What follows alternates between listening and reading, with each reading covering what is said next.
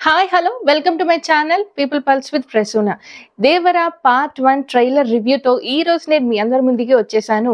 Trailer అయితే మాత్రం అద్భుతంగా ఉంది, నెక్స్ట్ లెవెల్ అనే చెప్పాలి. విజువల్స్ అయితే మాత్రం ఆకాశాన్ని అంటే ఒక హాలీవుడ్ లెవెల్లో ఉన్నట్టుగా మూవీ విజువల్స్ అయితే ఉన్నాయి. ఇందులో ట్రైలర్ చూడగానే అందరికీ తెలుస్తుంది కదా, ఎన్టీఆర్ గారు ద్విపాత్ర అభినయం చేస్తున్నారు. ఒకటి తండ్రి పాత్ర, ఇంకొకటి కొడుకు పాత్ర. రెండు పాత్రలు కూడా చాలా వేరియేషన్స్ ఉన్నాయి. ఒకటైతే మాత్రం గంభీరంగా వైలెంట్ గా ఉంటే మాత్రం కొడుకు పాత్ర చాలా అమాయకంగా ఏమీ తెలియనట్టుగా ఉన్నారు.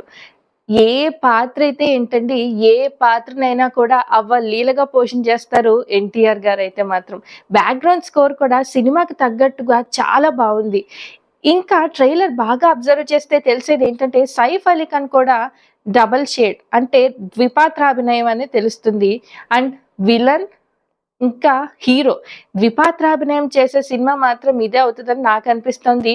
ఇంకా క్లైమాక్స్ లో వస్తుందో మరి ఎక్కడ వస్తుందో కానీ షార్క్ సీన్ అయితే మాత్రం ఉంది, పూనకాలే, గూస్ బంప్స్ అనే చెప్పాలి. ఇంకా ఈ సెప్టెంబర్ 27న ఆడియన్స్ ఏంటి, ఫ్యాన్స్ ఏంటి, థియేటర్స్ అంతా కూడా దేవర జాతర, దేవర పూనకాలు అయితే మాత్రం కన్ఫర్మ్ అనే చెప్పాలి.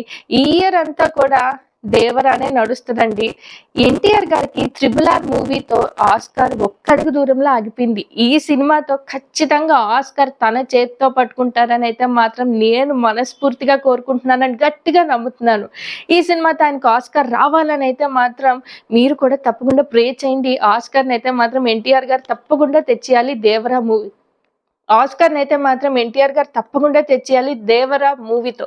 మీకెలా ఉంది దేవరా పార్ట్ 1 ట్రైలర్? నాకైతే మాత్రం నెక్స్ట్ లెవెల్గా ఉంది. విజువల్స్, మ్యూజిక్, యాక్టింగ్, ఆ సిచ్యువేషన్స్, పిక్చరైజేషన్స్ అన్నీ కూడా చాలా బాగున్నాయి.